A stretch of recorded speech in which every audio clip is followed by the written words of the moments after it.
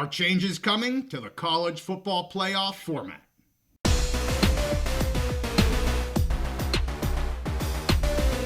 Modifications to the CFP are always in the news, so we're back on the Big Mountain to break it down for you. Welcome back to the Big Mountain. I am JY, and this is my good friend Steve. And this week, the College Football Playoff Executive Committee has met or is meeting to discuss, potential changes in 2025 that would need unanimous consent, I believe, and also any changes for 2026 and beyond, Steve. And I think you have some things we need to talk about here. There was a lot of expectations coming into this week. Are we really going to get that many changes maybe coming out of it? Well, so all eyeballs, especially after the Big Ten and SEC meetings last week, all eyeballs were in potential changes this week. And everybody's watching this, from all the different media personalities. I do want to just mention, we always go to him, Ross Dellinger, with Yahoo Sports. He had a great article on February 25th, just kind of outlining that day's talks and what kind of has happened, where people stand, where they think things are going to go. So definitely check out his article. That kind of got, my juices flowing for a nice discussion on this. Mm-hmm. So I think it's really important for fans, because I don't know if all fans really fully understand this. We're talking about two different things here. Yeah. The 2025 CFP, right now, it still is going to remain at 12 teams and have the same format as last year. That's how it's set up, be exactly like last year. Yep. Now, they could make some changes, and the Big Ten and the SEC want to do that, but it's going to require unanimous consent to change anything if we want to change anything for 2025. Now, we're going to get to 2026 in a minute. That's a different animal, but for right now, let's just look at 2025 and what they're trying to do here. Okay. So, the big thing is the Big Ten and the SEC, they want to make some changes. They don't like how the seedings came out this last year. Oregon ended up having one of the harder paths, even though they were the Big Ten champion and all that stuff. So Big Ten and SEC, they got on the same page last week. They want straight seeding. They want to go by the CFP seeding, and they want to completely eliminate automatic buys for any conference champion. Yeah. Supposedly for 2025. They want to eliminate not automatic berths, but automatic buys, first round buys. Right. And just go by straight seeding, which means the top 4 teams in the standings would get those automatic buys to the next round. But here's the thing: is the other conferences, right now the way the system is set up, they're getting extra money. They're guaranteed money if their teams, get that automatic buy. Yeah. They're getting a lot more money, like millions and millions of dollars more, and they don't want to just give that up without some kind of money coming back to them in exchange. Because Lord knows that's what everything revolves around now is money. Yep. There'll be some of the commissioners that are going to talk about the students and the fans and this and that. But at the end of the day, the deal's going to come down to money. Yeah. So right now, there was not a final decision made on Tuesday, which I think maybe surprised people. I think a lot of people thought we would just get it done. The Big Ten and the SEC would just push things through. It looks like they can get the rest of them on board, but they're going to have to make some concessions. Okay. All the commissioners, and really the ones who ended up talking the most were probably Big 12 and ACC. Not too surprising, exactly, because they can try and get what they want. Yeah. But basically all the commissioners are saying they need more time to work it out. The changes are not off the table, but they're not finalized. And they were pretty honest that financial compromises are going to have to be made. Yeah. So now let's move forward to the 2026 situation. So the Big Ten and the SEC, they kind of look at these as two separate situations. They want to fix 2025 now, and they need to get everyone's consent for that, but they basically control 2026 and beyond. Right. So they want to keep that as kind of two separate negotiations. So like I said, Big Ten and SEC will have control for the 2026 through 2031 contract period of the CFP, which is the next 5 years after this year. What they're looking for, their proposed format, which I'm actually a little surprised. We talked about this in other episodes, but they're kind of throwing some bones to the ACC and the Big 12. Right. Is they're looking at a 4-4-2-2-1-1, a total of 14 teams. Big Ten wants 4 automatic buys. SEC wants 4 automatic buys. And they're willing to give the ACC, the Big 12, 2 automatic buys, have 1 independent berth, most likely for Notre Dame, unless Notre Dame's not in the top. I think it's like 15 or whatever. Right. And then also, It looks like they do want to keep in there that automatic berth for the highest ranked G5 champion, which I think is fantastic. Yes. Fantastic, and I think it's mandatory. If we're going to keep college football the way it's been, or semblance of that Big Ten, you've got to keep access for the G5, like a guaranteed path for them to get in. Yeah. So that's what they're proposing. And they want to go to a straight seeding format, not, just go right down the line, 1 through 12, whatever. Now, what's funny about this, so ACC and the Big 12, they're getting some of what they want for 2026, but they're really trying to leverage the 2025 concessions to get more of what they want. I don't really know what more than getting 2 berths each, but it really looks like they're holding that over the Big Ten and the SEC, because this is the last time they really have any power with this. So they're trying to get what they want. And there were some interesting comments from, I think it was Yormack, and then also Phillips, the commissioner of ACC, basically saying they want to look at this negotiations as all one thing. They want to tie 25 and 26 together. Gotcha. Basically, they want guarantees that they're going to get what they want in 2026 and beyond if they're going to make those concessions for 2025, which, that's dealing. That they're making deals. It's money. It's reasonable when you look at it from the point of they're trying to get the best deal they can for their conference. Right. Now, one thing that's really, really interesting. Well, so with this format, they would move to 14 teams, and there would be the top 2 conference champions would get buys. As of right now, some people are speculating that would just be the Big Ten and the SEC, but as of right now, they're just saying the top 2 conference champions. Okay. So not necessarily locked in for those. And a big reason, though, that the Big Ten and the SEC in particular want to keep the 2 buys, the first round buys, is to keep the importance of the conference championship games. Yeah. Which is very important, especially to the SEC. They make a lot of money on it. They take a lot of pride in winning that SEC, conference title game.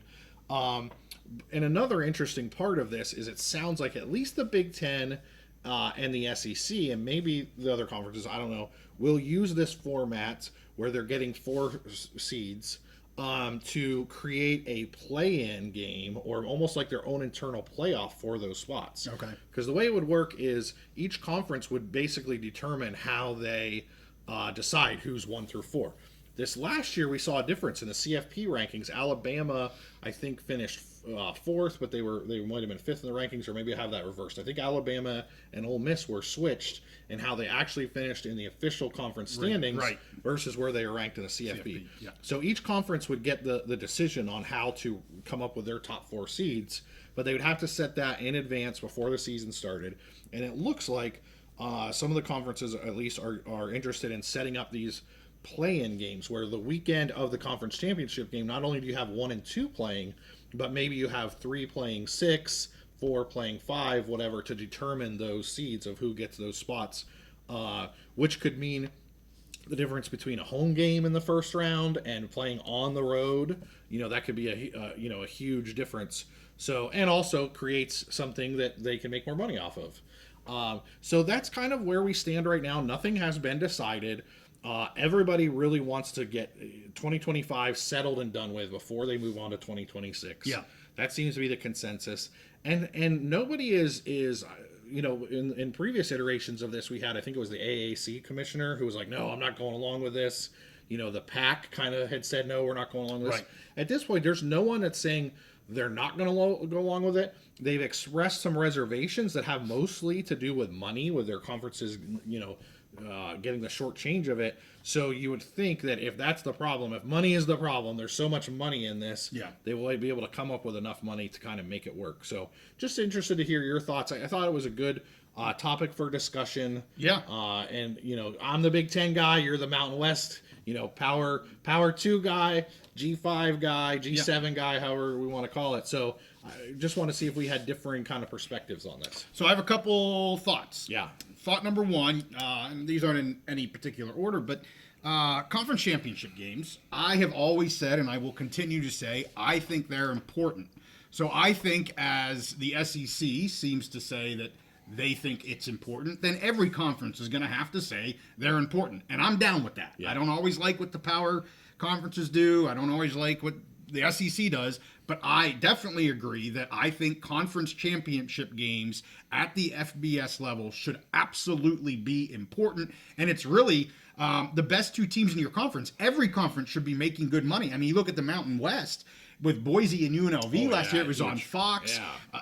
Tons of eyeballs, because really that was almost a play and you're in type of deal. So I will completely agree with this conference championship games being important. I think they should be important. I think being a conference champion outside of the CFP discussion is huge, super important. Everybody wants to be a conference champion. So if we can maintain the importance of those, I'm totally into it, totally agree with it. And I hope that's the case, because I do think they are very important. I want to go back. I want to get to some comments on conference champions and this 4-4-2-2-1-1 model here third. But the second thing I just want to say, I want to go back to your comments about 2025, about the buys. And, you know, the Power 2 guys here say they want just straight seeding. They don't want to deal with the buys. And I get it.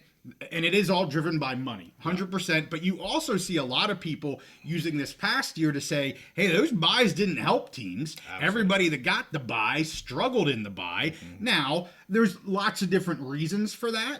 But absolutely, you look at the teams that got the buy and they didn't technically help them in the playoff. That very small sample size. We'll see if that continues or not. But because it's based on money, I don't know if they really care if the guy that got the bye got the L. I don't know if it's that important, but that is one item that I hear often in my interactions where, you know, when you talk about the straight seeding, people will say, well, the buys didn't help this year, and that's 100% true. Yep. But that, you know, but they did get him that extra $4 million for advancing. It got him the money. It got him absolutely. So that's you gotta understand what this is all about, right? So the last thing I want to talk about here. So you talked about how in a 4-4-2-2-1-1 model, which I'm not a huge fan of. We talked about that before. I'm not a big fan of that. But if we go there, my first comment is, as long as the group of six has a spot at the table, that's all they've all ever wanted. That's all they're going to continue to ask for. The only thing I would say is, you know, if they're only limited to one, now unless Notre Dame has a really bad year, okay, maybe they get that 1-1 at the end, because you could have, you know, a PAC team and a Mountain West team, or a PAC team and an AAC team that could blow through their seasons. They don't play each other. They don't have any like opponents, and they both win their conferences, and they're both 11-1 or something, you know, like that. And to me, to be in the top 14 teams, hell, they should both get into this sucker, and they might not. So that's my one hesitation by only having that one, you know, at large team in the playoff. That just burns my britches a little bit, being the G6 guy. And four is just, it's an overstatement. But anyway, the main thing I wanted to get to was, you know, if the SEC and Big Ten are going to kind of make their four be almost a mini playoff to get into the big playoff, then I would say we should do the same thing with the group of six. I think, and not a full-fledged 14-team whatever, but you take the top four ranked, even the top two, if you want to have one game. In that example, I've got an 11-1 Mountain West champion, an 11-1 PAC champion. Let's play a G6, you know, and their ranking here is whatever it is, 12 and 13, or let's cut them out of the 14. They're 15 and 16, right? They're ranked 15 and 16. Let's have that G6 playoff game where you take the two highest ranked teams, you play the game, and they get in. I think if the SEC and Big Ten are going to do it, and you mentioned money, eyeballs, who wouldn't want to see two 11-1 teams playing each other on a Friday night? Again, similar to that Mountain West Championship game last year, where it's a win and you're in type of deal.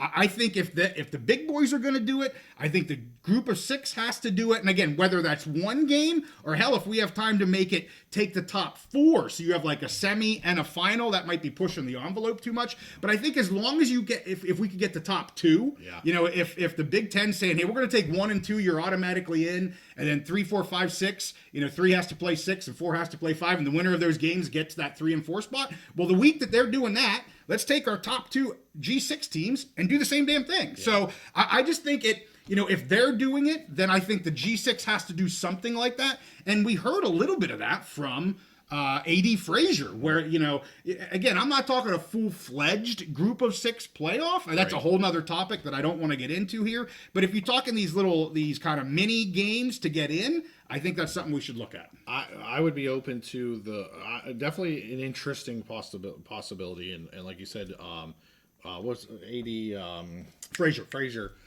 He brought that up as like a play-in tournament. Right. I think it's very interesting. I think the biggest hurdle right now probably would be the timeline, because I think Big Ten and SEC are talking about doing these other games the same week of the conference championship game. Gotcha. Whereas like Mountain West already has, so maybe they could shift the calendar 1 week, right? Start week 0 or something like that. But I think it's an interesting idea and definitely something to look at, especially with that guaranteed spot. Yes. You take the top 2 and say, hey, win and you're in. That's an awesome scenario. It just extends the playoff even more. Yep. I think would be very interesting.